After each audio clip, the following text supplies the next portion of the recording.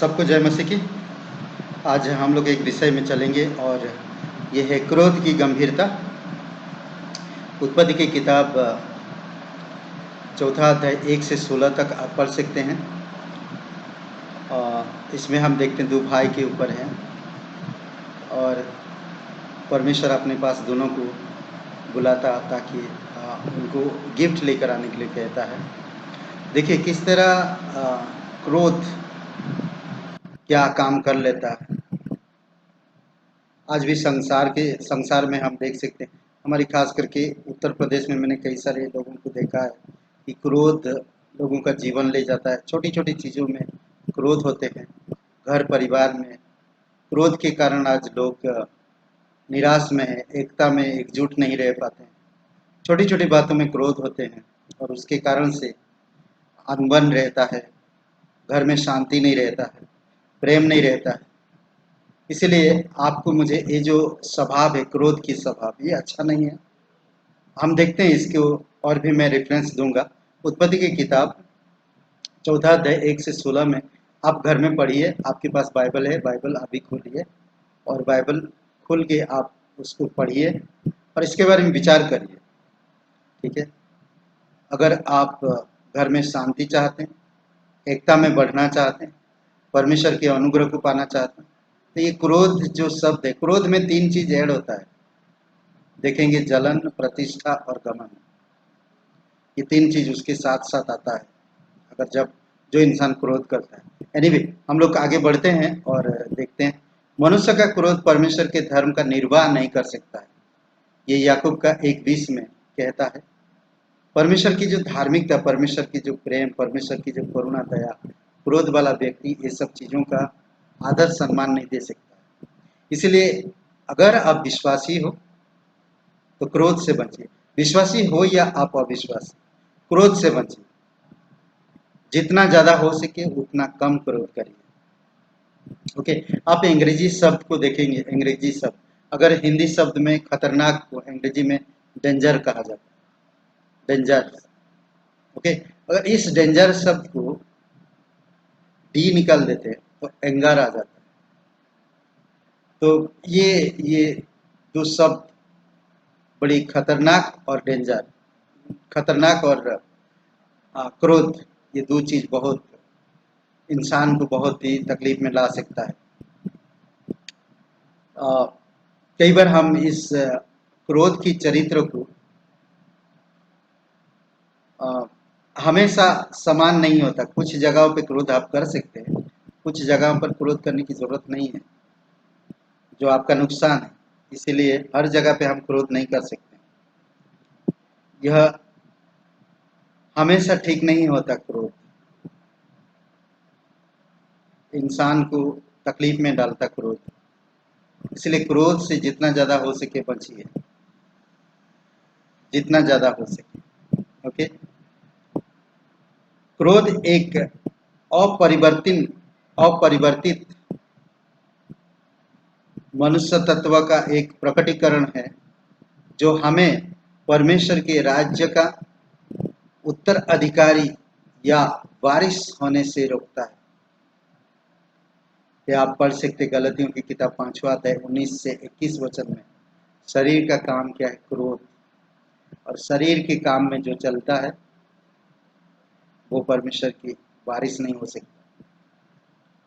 Okay, तो ध्यान दीजिएगा, विचार करिए। गलतियों का 5वां अध्याय और वचन 1 से 19 से 21 तक पढ़िए। ओके, परमेश्वर की हर इच्छा के विरोध में क्रोध रहता है हमेशा।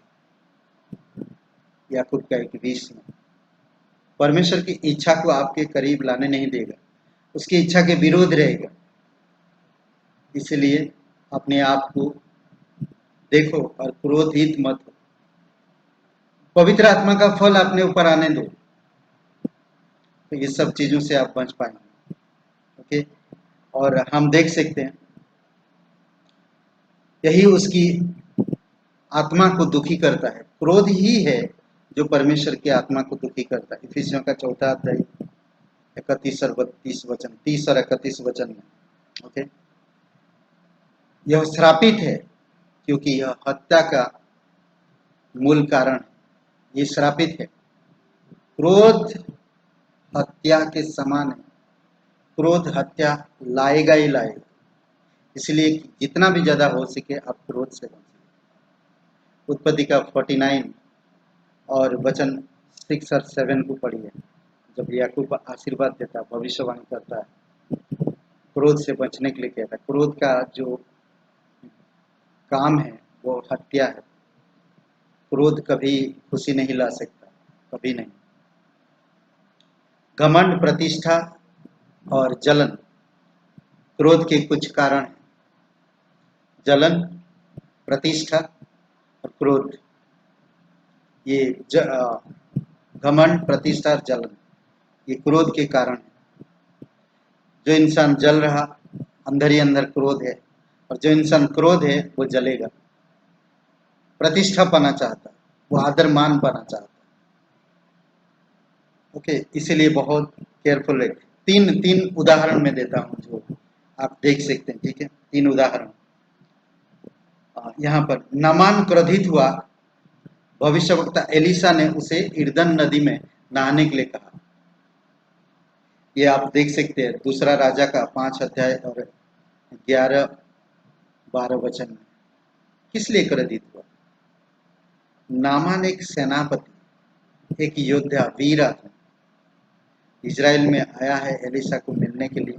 वो कोढ़ी है, सफेद कोढ़ है। किसी ने कहा, उसकी घर की नौकर ने कहा कि इजराइल में जाओ, उस भविष्यवक्ता से मिलो, वो आपकी कोढ़ ठीक कर देगा। और वो आता, और परंतु बहुत सोना चांदी लेकर आता है ताकि एलिशा को गिफ्ट दे, उपहार के तौर पे लेकर आए।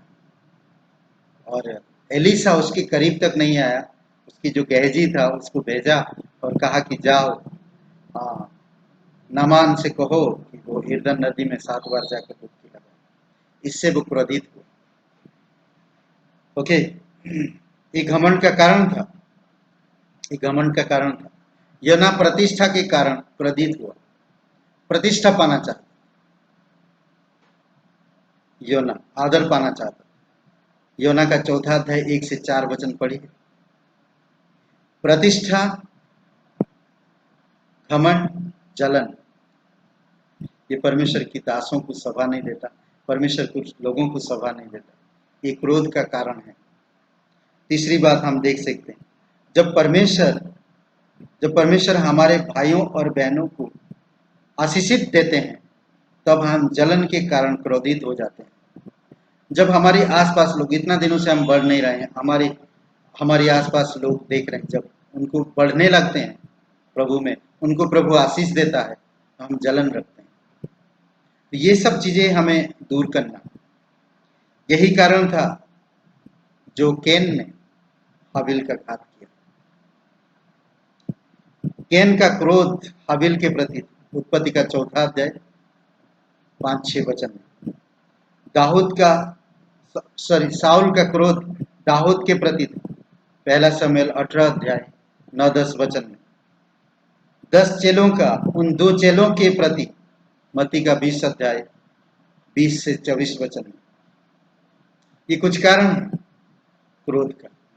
क्यों एक दूसरे पर क्रोध? कुछ पाना चाहते थे ना। दाऊद राजा क्या किया? गुलायत को मारा। तो गांव में लोग क्या किए? जब लौट के आए गांव में, शहर में जब लौट के आए, लोग क्या किए? चिल्लाए, दाऊद ने लाखों को मारा और दाऊद ने 1000 को मारा। इससे दाऊद जलन होने लगा, लोगों का आदर नहीं मिला, वो जलने लगा। बड़े भाई, उड़ाऊ पुत्र की कहानी में, लूका के 15 अध्याय, बड़े भाव क्रोधित हुआ। क्यों? पिता का क्षमाशील प्रेम को सहन नहीं कर पाया। पिता ने, परमेश्वर पिता ने क्षमाशील, अपने भाई को जो क्षमा किया, उसने जमीन जायदाद सब कुछ इतना बर्बाद कर दिया था, क्षमा किया। परमेश्वर का जो दिल था, परमेश्वर का पिता का जो दिल था, वो दिल क्षमाशील था, परंतु उसका बड़ा भाई ये बर्दाश्त नहीं कर पाया। लूका का 15 अध्याय 27-28 वचन को पढ़िए। परमेश्वर क्रोध को गंभीरता से देखता है। परमेश्वर क्रोध को गंभीरता से देखता है हमेशा।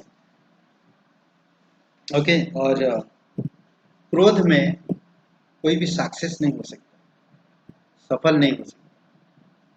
मूसा क्रोध के कारण कनान देश में प्रवेश नहीं कर पाया, कनान में प्रवेश नहीं कर सका। गिनती का किताब 20 अध्याय 10 से 12 वचन। राजा हिजकिय्याह कोढ़ से ग्रसित हो गया। क्यों? क्योंकि वो याजकों के ऊपर क्रोधित हुआ। ध्यान दीजिए, परमेश्वर दयावंत है, परमेश्वर अनुग्रह करता है, परमेश्वर आपसे प्यार करता है। कभी क्रोध मत कीजिए। परमेश्वर की आत्मा को काम करने दीजिए अपने आप। आप स्वयं मत काम करिए। शरीर के काम में अपने स्वभाव चरित्र को मत बढ़ाइए। शरीर के कामों को आत्मा के कामों के द्वारा समाप्त करिए, खत्म करिए, तभी आप आगे बढ़ पाएंगे। समझ रहे हैं? ओके। ये दूसरी इतिहास की 26 अध्याय 17 से 20 वचन में आप देख सकते हैं। हिजकिय्याह राजा ने क्यों कोढ़ हो गया? क्योंकि वो याजकों के ऊपर क्रोधित हो गया। इसी कारण से पौलुस और बरनबास का उदाहरण देकर कभी कभी हम उनके क्रोध को उचित ठहराते हैं। कभी कभी हम लोग उनकी जीवन में जो घटा बरनबास और पौलुस के जीवन में, प्रेरितों के काम 15 अध्याय 36 से लेकर 39 तक, 36 से 39 तक आप पढ़ देखिए, उसके बारे में विचार करिए। क्या दाऊद सही था जब उसने पाप किया? मुझे नहीं लगता सही था। यह सब हमें चेतावनी के देने के लिए और सिखाने के लिए हमारे लिए, ताकि हम इन सब चीजों से सीख सकें। जैसा परमेश्वर ने हमें क्षमा किया है वैसे ही हम एक दूसरे को क्षमा करें, तो हम क्रोध पर विजय प्राप्त कर सकते हैं। क्रोध पर विजय पाने के लिए क्षमा, शांत। इसीलिए वचन में कहता है, क्रोध में धीमा, बोलने में कम, सुनने में तेज। परमेश्वर का वचन कहता है याकूब की किताब में। राजा सुलेमान इफिसियों का किताब 4 अध्याय 31 और 32 वचन में, क्षमा करो जैसे आपको परमेश्वर ने क्षमा किया उसी तरह आप एक दूसरे को क्षमा करो, इससे आप क्रोध से विजय प्राप्त कर सकते हैं। सुलेमान राजा लिखता है, जो मनुष्य बुद्धि से चलता है वही विलंब से क्रोध करता है और अपराध को भुलाना उसको सोहता है, अच्छा लगता है। अपराध को भुलाता तुरंत। नीति वचन 19:11 में। कई बार विश्वासी इन सब बातों को समझ नहीं पाते हैं। क्रोध के जब समय आता वो बहुत ज्यादा क्रोध होते हैं और क्रोध में क्या बोलते हैं वो स्वयं काबू नहीं कर पाते। उनकी बोल तलवार के समान होता है। उनकी स्वभाव उस समय खतरनाक होता है।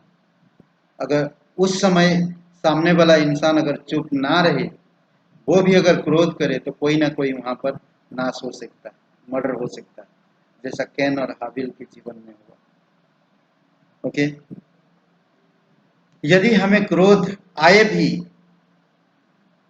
भी जाए तो उसे लंबे समय तक नहीं रखना है।